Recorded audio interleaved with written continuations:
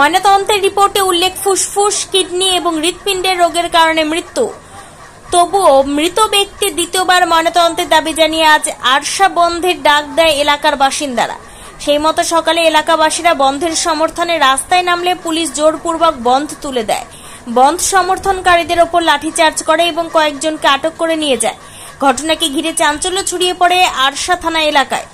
উল্লেখ্য, গত 19 তারিখ আরশা থানার এলাকার বাসিন্দা বিষ্ণু কুমারের অস্বাভাবিক মৃত্যু হয়। দেহের ময়নাতদন্তের রিপোর্টে উল্লেখ ফুসফুস, কিডনি এবং হৃৎপিণ্ডের রোগের কারণে মৃত্যু। মৃতের শরীরে নেই কোনো আঘাতের চিহ্ন। যদিও মৃতের পরিবারের অভিযোগ তোলে, গত 16 জুলাই মোবাইল চুরির অভিযোগে থানায় নিয়ে পুলিশ মারধর করে এবং ছেড়ে দেয়।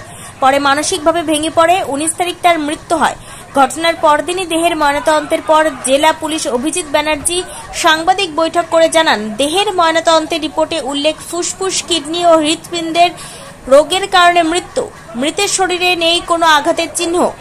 ঘটনার পরেও এলাকাবাসীরা দেহের দ্বিতীয়বার ময়নাতদন্ত করার দাবি জানিয়ে আজ আরশা থানা এলাকা বন্ধের ডাক দেয়। ঘটনার পর পুলিশ গিয়ে সেই বন্ধ তুলে দেয়, কয়েকজনকে আটক করে। সমর্থকরা কোথাও কোথাও দোকানপাট জোর করে বন্ধ করার চেষ্টা করে।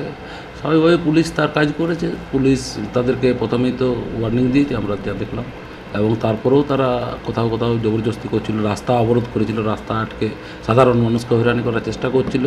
ফলে পুলিশ প্রশাসন তার নিজের কাজ করেছে। আমাদের বিষয় ছিল বিষ্ণু হত্যার সঠিক ময়নাতদন্ত রিপোর্টের জন্য। আজকে আমরা বন্ধের ডাক দিয়েছি। স্বতঃস্ফূর্তভাবে আরশার এলাকাবাসী সবাই বন্ধটাকে সফল করেছে। পুলিশ অন্যায়ভাবে এর আমরা তীব্র ধিক্কার জানাচ্ছি। পুলিশ যেভাবে লাঠিচার্জ করেছে, এটা সঠিক তদন্ত যদি আজকে নিরপেক্ষভাবে আচরণ করতো পুলিশ, তাহলে এই আচরণটা ঘটতো নাই।